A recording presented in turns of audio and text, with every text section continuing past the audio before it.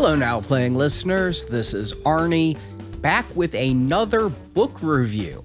Last Sunday, Brock, Marjorie, and I dropped a bonus review of the 2006 movie The Devil Wears Prada, timing it for the release of The Devil Wears Prada 2, which just hit huge at the box office last weekend. Unbelievable global numbers. Literally, I can't believe it. And the review of The Devil Wears Prada 2 movie will be out this Sunday. But looking back at these movies, I thought I'd also go back to the original source material for these movies and its two sequels. The original Devil Wears Prada book is the first novel from author Lauren Weisberger. It was published in 2003. She's now published 7 novels, 3 of which are in the Devil Wears Prada series. I will be reviewing both of those sequel books, but neither of the sequel books were taken into account with the Devil Wears Prada 2 movie, because there are a lot of differences between the movie from 2006 and Weisberger's book from 2003. And while Weisberger is the source of all of these stories, and we're going to get into a little bit about her story, The Devil Wears Prada movie was a heavy rewrite of this book. They rearranged things so that there's escalating drama in the movie and added a completely different ending. And then when The Devil Wears Prada musical came out a couple years ago, it is 100% based beat by beat off of the movie The Devil Wears Prada, not taking into account any of the information from the novel The Devil Wears Prada. And Weisberger did talk about being on the sets of both films. She does have a non-speaking cameo in the first Devil Wears Prada film. Blink and you miss it, but on the train when Miranda Priestley's twins are reading the Harry Potter novel, it's Lauren Weisberger playing their nanny sitting silently on the side. So who is Lauren Weisberger, and how did her first novel become a #1 New York Times bestseller that sold to Fox Studios for a movie before it was even published? Well, she was an English major at Cornell University who graduated and wanted to be a writer. After graduation, though, she went on a global backpacking trip through Europe, Egypt, Israel, Hong Kong, Jordan, and other places. When she got back to the States, she needed a job, looked for one in publishing, and got hired at Vogue, not as a writer, but as a personal assistant to Anna Wintour. Now, if you're not familiar with Anna Wintour, and I was not, she's a British American who is an icon in the fashion industry. She became editor-in-chief of Vogue in 1988 and held that role for about 40 years. She stepped down in 2025 to become Condé Nast's, that's the parent company that owns Vogue, global content manager.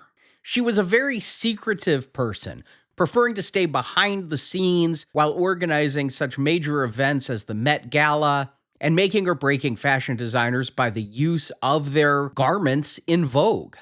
And in learning more about Wintour, I read a couple of books. There was a biography called Anna, the Biography by Amy Odell, as well as The Chiffon Trenches, a memoir, which was written by Vogue creative director Andre Leon Talley, who worked with Wintour from the 80s up until the 2010s and really had a lot of close personal stories to share about Wintour. And what I got out of reading both of those books is that she was a very private person, a very driven person, and according to Talley, who rose up the ranks with her, she can be very warm and friendly, but she could also turn on you in a heartbeat if it's advantageous for her. She's very demanding, and outside of being an attentive mother, doesn't seem to have a lot of close attachments to the people she works with or for. The New York Times has called her the manipulative Wizard of Oz in regards to her ventures like Vogue and the Met Gala. And in reading these stories about her, I do have to wonder if there's some misogyny at work with all of these tales of how horrible she is. After all, she's called demanding in a negative way, But would a demanding male boss be seen as negatively? When you're working at such a high level as Anna Wintour is, running such a influential magazine, I would think being demanding is de rigueur. So Weisberger found herself as Wintour's personal assistant starting around the holidays, which was not a great time to be starting as a personal assistant, but gave Weisberger some time to kind of acclimate, meet her coworkers, and realize what her role would be as the second personal assistant, having a separate person as the primary personal assistant. But Weisberger didn't last very long as Wintour's personal assistant. 10 months from start to finish. Now, she was not fired, and as far as what I can tell, she did not leave in some fiery, dramatic fashion, as you'd see her character do at the end of the Devil Wears Prada book or movie, but she had become friendly with Vogue features editor Richard Story. Story left Vogue to work for Departures, which is a magazine I've never heard of, that was published by the credit card company American Express. And wanting to be a writer, not a personal assistant, Weisberger went with him. Once over at American Express, she started giving writing samples to Story, who told her, "You need to take a writing class." Which I kind of find funny. She was an English major. I'm not going to speculate as to why she didn't learn how to be a good writer in 4 years at a university. She ended up taking a creative writing course at Story's suggestion and followed the old adage, write what you know. So she started to write about being the personal assistant to a powerful fashion magazine editor. Her creative writing instructor realized what she was writing was about Anna Wintour and asked if he could show her unfinished work to an agent. Which, I mean, this is every writer's dream. You start your first work and instantly someone with connections is contacting an agent. And the agent said, even though this is just a sample, if Weisberger wanted to, the agent could sell it that afternoon. Sure enough, Weisberger sold her story for an advance of $250,000, a huge advance for a first-time writer. Why is she getting it? It's certainly not because of her prose style. Both Story at the American Express magazine and I am here to tell you she's not a very good writer. It's not because she had connections outside of a creative writing teacher. It's because what she was really doing was writing a tell-all book about one of the most powerful and private people in the fashion industry. And while that may not mean a lot to me, who does not follow fashion at all, it means a lot to a lot of people to get the first inside story about what it's like to work for Anna Wintour. So while The Devil Wears Prada was published as a novel, and there are completely fake names, we have Andrea Sachs as our main character instead of Lauren Weisberger. We have Miranda Priestley as a demanding fashion magazine editor instead of Anna Wintour. We have Runway magazine instead of Vogue magazine. But it is a very thin veil. The term is roman à clé, which is French and translates to novel with a key. Basically, it's fiction, in air quotes, that's really about real people with name changed. This avoids some scandal. This avoids some lawsuits. But I think everyone pretty much knows, or at least it is widely assumed and not very disputed by Weisberger, that what she actually wrote was a biography. And in fact, to read the Devil Wears Prada book, it read a lot more like a memoir or a diary than it did a novel. It is completely written in the first person. And I think that memoir aspect also helped this book become as big as it did, 6 months on the New York Times bestseller list, because the early 2000s were a really interesting time for nonfiction books. That was around the time where a lot of blogs and diaries were being turned into books. One I particularly enjoyed was A.J. Jacobs' The Year of Living Biblically, where he turned his blog into a memoir about trying to follow the Old Testament to the letter for a year. There was a book called Julie and Julia, My Year of Cooking Dangerously by Julie Powell about her attempt to cook the recipe of Julia Childs. She turned that blog into a book, and coincidentally, another movie starring Meryl Streep and Stanley Tucci. I Hope They Served Beer in Hell predated the manosphere phenomenon, with Tucker Max embellishing his sexcapades in a blog turned book turned movie turned bomb. And so by giving this book the sheen of real-life journal instead of third-person written novel, I think it actually hit the zeitgeist of the time, with people reading this thinking it's about the author's personal experiences semi-fictionalized. Despite being put in the fiction section of Barnes & Noble, it does give that same kind of vibe. And again, if the author wanted to distance her own real-life story from this fiction, writing in the first person is not the way to do it. So when she writes, I knew nothing when I went for my first interview and stepped onto the infamous Elias Clark elevators, those transporters of all things in Vogue. I had no idea that the city's most well-connected gossip columnists and socialites and media executives obsessed over the flawlessly made-up, turned out, tuned in riders of those sleek and quiet lifts. I had never seen a woman with such radiant blonde hair, didn't know that those brand name highlights cost $6,000 a year to maintain, or that others in the know could identify the colorists after a quick glance at the finished product. I had never laid eyes on such beautiful men. They were perfectly toned, not too muscular because that's not sexy, and they showed off their lifelong dedication to gym work in finely ribbed turtlenecks and tight leather pants. This doesn't sound like a novel. This sounds like a woman's diary after the first day at work when she hadn't had experience with the fashion industry. And how interesting that she uses the term in vogue in the very first sentence there.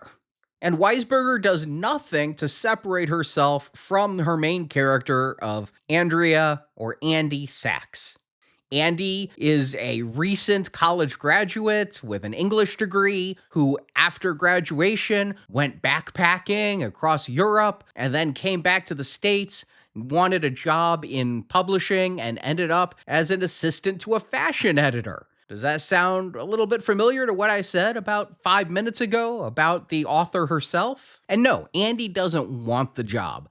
She doesn't want to be a personal assistant, but she is promised again and again that if she can be Miranda Priestley's personal assistant for 1 full year, then she would be able to have her pick of jobs in publishing, be it at Runway or wherever. And while Andy is completely unfamiliar with the fashion industry, had never heard of Miranda Priestley, we constantly hear the refrain in the book, a million girls would die for that job. So Andy decides to take it as a shortcut to the publishing career she really wants and tells herself it's just a year of her life. And the novel focuses primarily on Andy's relationship with her coworker Emily, who is the primary assistant, promoted to that when the previous primary assistant took another job in the magazine industry, and Andy working with Miranda Priestley. But there are some smatterings of details about Andy's personal life, mostly given in the early chapters before she starts her job. She has parents who are worried about her living in Manhattan. She has an older sister, Jill, who got married, moved to Texas, and at the start of the book announces the pregnancy of their first child. Andy has been dating a boyfriend named Alex Feynman, who's a school teacher, dealing with student dramas. But Andy doesn't seem so into that relationship. She went backpacking for months without him, and when she needs to move to Manhattan for this job, she doesn't even entertain the idea of moving in with Alex, even though they'd been dating for most of their college careers. She doesn't want to put the relationship that seriously. She also has a best friend named Lily Goodwin, who she went to college with and is a graduate student now studying Russian lit, but not doing well in her classes. It's made very clear early on she's an alcoholic, she gets blackout drunk and hooks up with people she doesn't remember the next day. These all lead to the little personal dramas Andy's going to have throughout the book, and they are telegraphed well ahead of time. But the people in her personal life take a back seat once she gets her job. Like Weisberger herself, Andy starts the job around the holidays while Miranda Priestley is overseas for many weeks, and so she gets to be acclimated to the job, trained by Emily, without the pressure of Miranda actually being there. And during this time, Andy meets some other coworkers, including Nigel, who is a tall and flamboyant creative director, and perhaps the one who takes the most liking to Andy.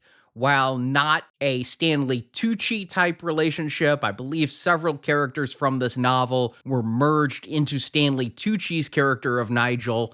Nigel enjoys taking Andy out to all kinds of parties after work and introducing her to a number of celebrities. Another person there is Jeffy, who is responsible for the closet of extra clothes at Runway. And he does help Andy dress better. But she never dressed bad. She was never the ugly duckling that they try to portray Anne Hathaway as in the movie. She never wore a blue cerulean sweater. But then finally Miranda returns after the new year, and Andy's hell really begins. And Miranda isn't picking on Andrea so much as just not aware of Andrea. And this may mirror Anna Wintour's relationship with Weisberger, because when Wintour found out that this book was published, Wintour had absolutely no memory of who Weisberger was. So in this book, Miranda refers to both of her assistants as Emily because they are completely interchangeable to her. And yes, like in the movie, Miranda Priestley does give a lot of impossible tasks, but not as impossible as seen in the movie. Perhaps one of the spectacular and memorable sequences from the film is when Andy is tasked with getting the manuscript of an unpublished Harry Potter novel. Realistically, impossible to do. It shows that what we're watching is a fantasy movie, not anything based in reality. In reality, assuming the novel Devil Wears Prada is reality, our Andy is tasked with getting the newest Harry Potter novel one day before its release because Miranda's twins are going on a vacation and want to have the book with them for travel. And getting a book one day before publication isn't usually that hard for a publisher, given that advance reader copies are a very common practice so that publishers can write their reviews to time it with the actual release of the book. But while that is one of the longer tasks in the book, most of the time, Andy is just going to Starbucks and getting coffee orders and then getting yelled at because the coffee isn't hot enough when she gets back to the office. And so let's compare this to two different things. Let's compare this to Anna Wintour, and then let's compare this to the Devil Wears Prada movie. Anna Wintour, a British-American woman who in the 80s was promoted to be editor-in-chief of a major fashion magazine, mother of 2 children, divorced once in 1999, and then divorced again much after this book in 2020. And Miranda Priestley, a British-American woman who in the 80s started publishing a very well-known and influential fashion magazine, has 2 children. Ooh, big fictionalization. In the book, they're twins. In real life, they're not. Divorced and prioritizing her job. So yes, there is a lot of overlap to make you think that what you're reading is a book about Lauren Weisberger working for Anna Wintour, not Andy Sachs working for Miranda Priestley. And for the people who came to this book back in 2003, 2004 to find out more about Wintour, I think they're going to be disappointed because from the biography I read and the memoir of the creative director, I get a vision of somebody who's in control, precise, incredibly smart, incredibly driven, and yes, she expects the people around her to keep up or get out of the way. And again, according to that creative director, she can be warm and supportive, and she could turn on you instantly if it benefits her. And that kind of duality would really make a character like Miranda interesting. The problem is in this book, we don't get any of that. We mostly just get the demanding part. For most of this book, it's Andy doing endless tasks: get coffee, get food, get clothes, run errands, fix problems that aren't really problems, anticipate things that haven't happened yet. And while all this is happening, I kept waiting for the book to click into place because this setup should be funny. This should be a satire of an absurd industry with absurd expectations.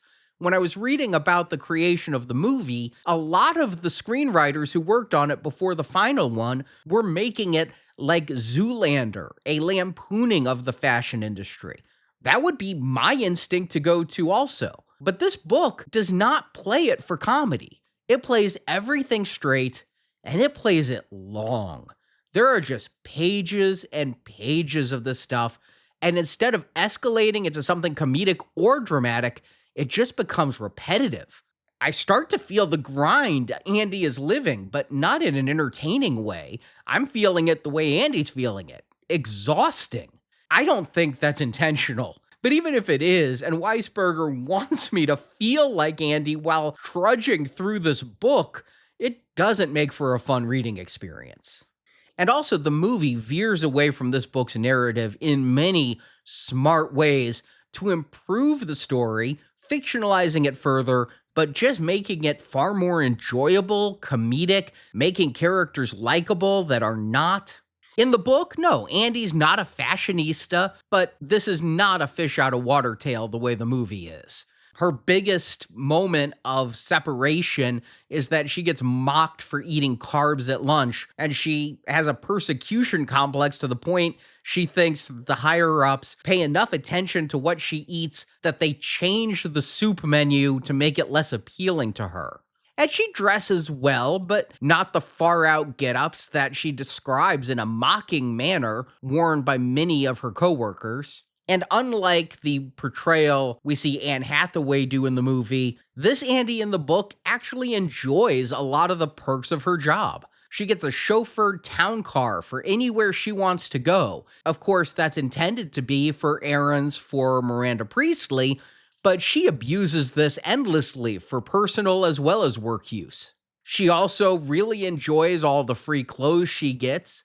She's not fat, but she's not a stick like the others at the fashion magazine, so there wasn't a lot of competition for clothes in her size. She even name drops Miranda in order to get reservations at difficult restaurants.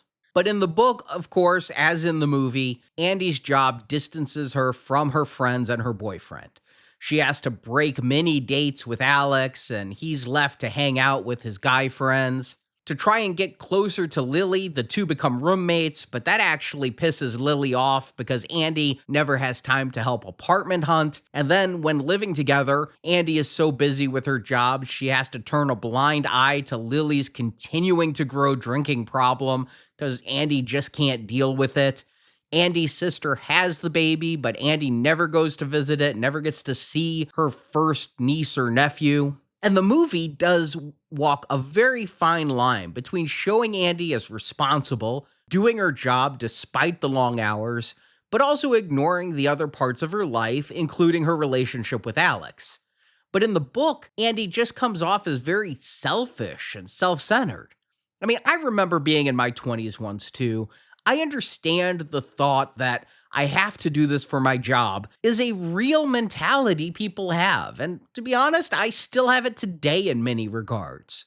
Your career is your livelihood. And especially when you think you're working towards something, as Andy sees putting in her 1 year as a fast pass to a writing career, it's something that as an older adult, I shake my head at. But I remember and I understand what it's like to want to put in those extra hours and want to go that extra mile and want to succeed in order to set your future self up for even greater success. So I really do get it. But reading this book now, I find Andy to come off as really unlikable. And I'm sure that's not the author's intent. But really, there's not a single person in the book Andy doesn't describe rudely. And being first person probably doesn't help this because we're getting all of Andy's unfiltered thoughts. Now, of course, she talks meanly about Miranda, but that would hit home more if she only disliked Miranda or the what they call clackers which are women wearing impossible heels at runway. But Andy also thinks bad things about Alex, her boyfriend, how exhausting it is to argue with him about her job all the time. She thinks bad about Lily, her only friend, because of Lily's drinking and hooking up, but it's something Andy never takes time out of her job to address. And Andy, in the book, just engages in personal rebellions, like using the company credit card to buy a lot of food and drinks at Starbucks, and then handing them out to homeless people because she thinks that the worst thing a fashion magazine would want is to provide things to dirty people on the streets of New York. Yeah, this to me makes Andy a snotty, self-centered, immature brat. But the more I read, and especially the more about her relationships, it did hit me that this book is trying to be like Sex and the City, which was huge in the late 90s and early 2000s. But you have a single woman in New York meeting attractive authors, wanting to be a writer. Don't forget the main character in Sex and the City, played by Sarah Jessica Parker. Her Carrie is a writer. There are stories of drinking and partying like Carrie had. And like Sex and the City and Seinfeld before it, it is about a self-centered Manhattanite whose own self-centered attitude makes everyone they encounter range from intolerable to specifically out to get them. Andy's persecution complex knows no bounds in this book. But unlike Sex and the City or Seinfeld, where you have semi-unlikable people, but they have a clique, and you, the viewer, feel like you're in that clique with them because you're watching, Andy has no friends. She alienates her family, her boyfriend, and her roommate in the name of her job. So instead of being able to commiserate with a group of friends like in those comedy shows, Andy just comes off uniquely entitled. She's really a very unlikable protagonist. The Devil That Wears Prada might as well apply to Andy as to Miranda, because here, both of them are insufferable.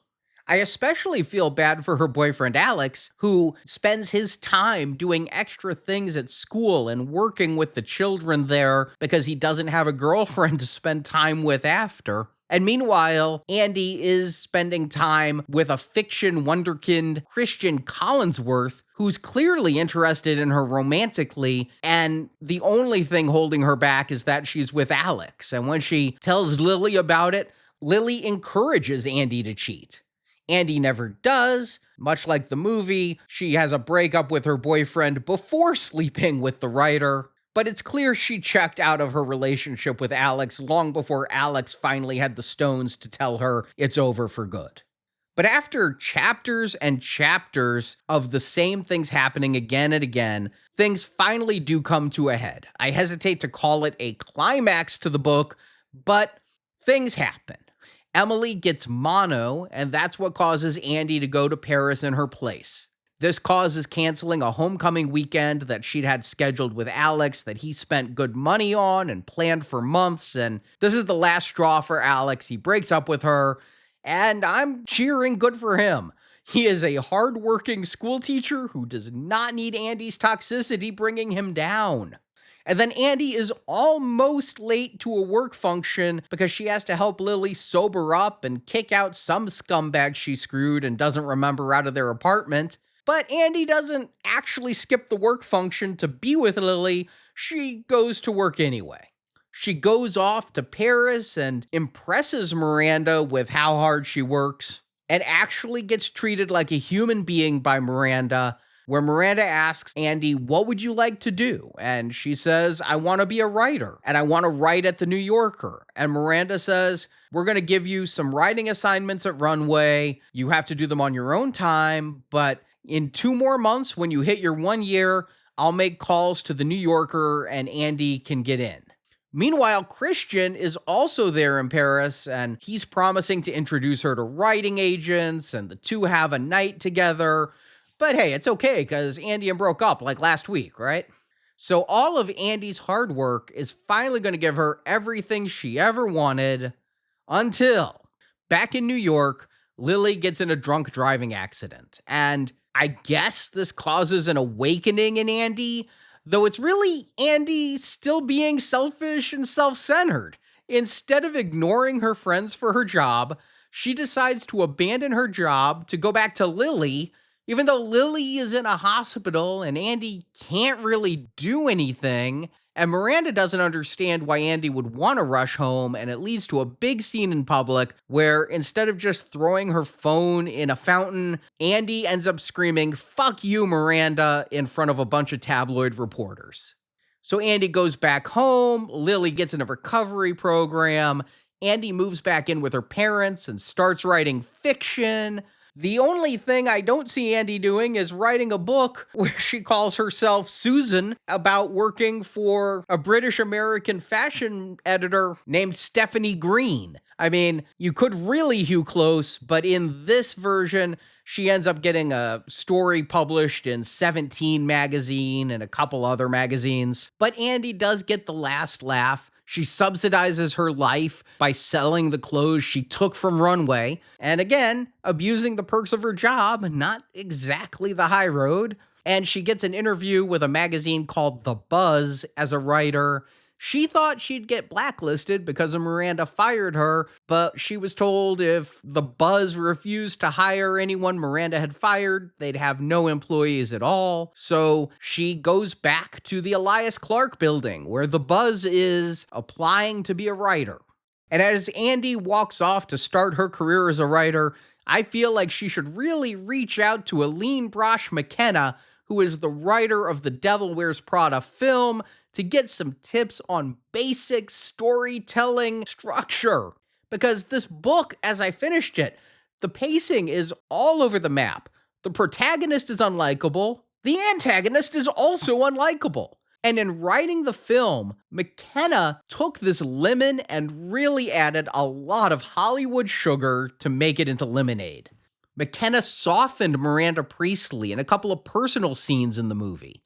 The movie makes Andy's transformation seem like a Cinderella story and makes it seem like Andy's maturing, not just self-centered and hateful, as she prioritizes her job. And Andy's final self-actualization comes from realizing she's turning into another Miranda, not a neglected friend's drunk car accident. And not only is the pacing bad and the story beats blasé, but the prose is nothing special either. All characters talk the same, which is to be like Andy. I think a special flair may be given to uber-gay Nigel in the book, but he's the only one whose dialogue feels different or distinct from any other character in the book. So when I finished the book, afterwards was the acknowledgments, and I'm used to those coming in the front, but this came after, and Weisberger wrote, "Stacy Creamer, my editor. If you don't enjoy the book, blame her. She edited out all the really funny stuff."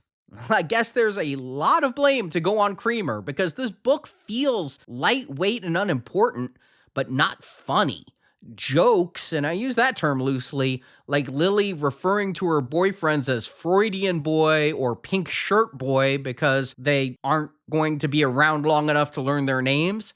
That's a red flag, not a funny idiosyncrasy.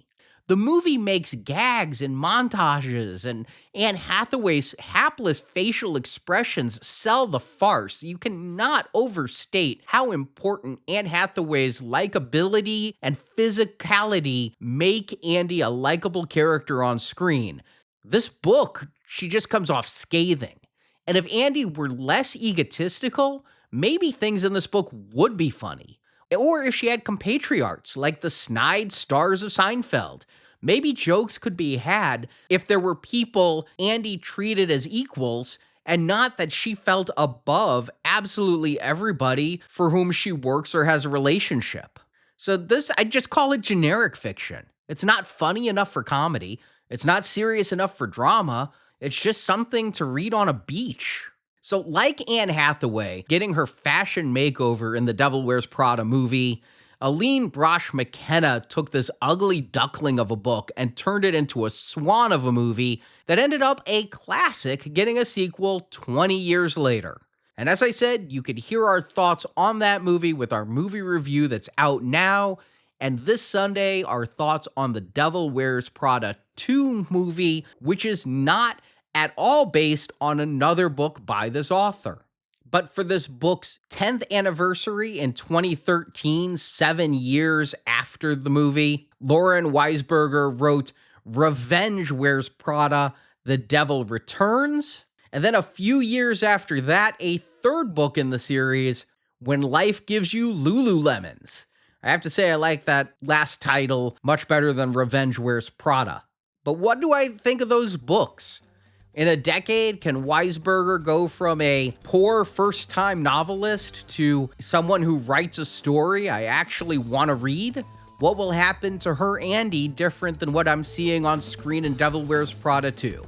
I will have that review out for you next week, and When Life Gives You Lululemons the week after that. Until then, I really hope you've enjoyed this book review, as well as our bonus Devil Wears Prada movie reviews. And so until next time, that's all.